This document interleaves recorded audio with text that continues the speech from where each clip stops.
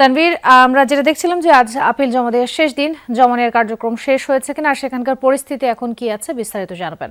তাজনীন, আজকে শেষ দিন এবং আজকে আসলে যেই নির্ধারিত সময় ছিল সেই সময়ের মধ্যে বিকেল 5টা বা সন্ধ্যা 5টার দিকেই আসলে এই আপিল আবেদনের যে গ্রহণ কার্যক্রম সেই কার্যক্রমটি শেষ হয়ে যাওয়ার কথা ছিল, কিন্তু এখন আসলে সন্ধ্যা 7টা বেজে গেল, এখনো কিন্তু আপিল গ্রহণ কার্যক্রম চলছে। আমি একটু বর্তমান পরিস্থিতিটা এখানে দেখাতে চাই যে আসলে এখানেও শেষ মুহূর্তে কিন্তু কেন্দ্রীয় বুথের সামনে একটি ছোটখাটো লাইন এখনো রয়ে গেছে। এই লাইনটি কিছুক্ষণ আগেও আসলে অনেক বিশাল ছিল, কমতে কমতে এখন এই অবস্থায় এসেছে।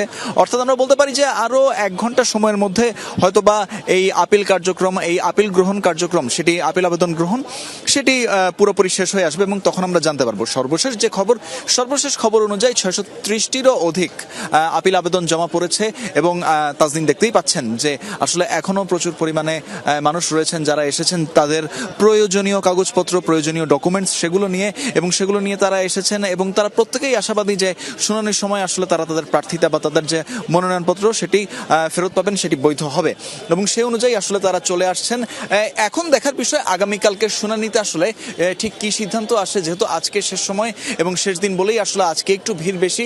তবে আর কিছুক্ষণ মধ্যে আপিল গ্রহণ কার্যক্রমটি শেষ হয়ে যাবে এবং তখন আমরা মোট কতজনে বিগত 5 দিনে মোট কতগুলো আপিল আবেদন জমা পড়লো সেটি আমরা জানতে পারবো। তাজনীন, যুক্ত হওয়ার জন্য ধন্যবাদ তানভীর।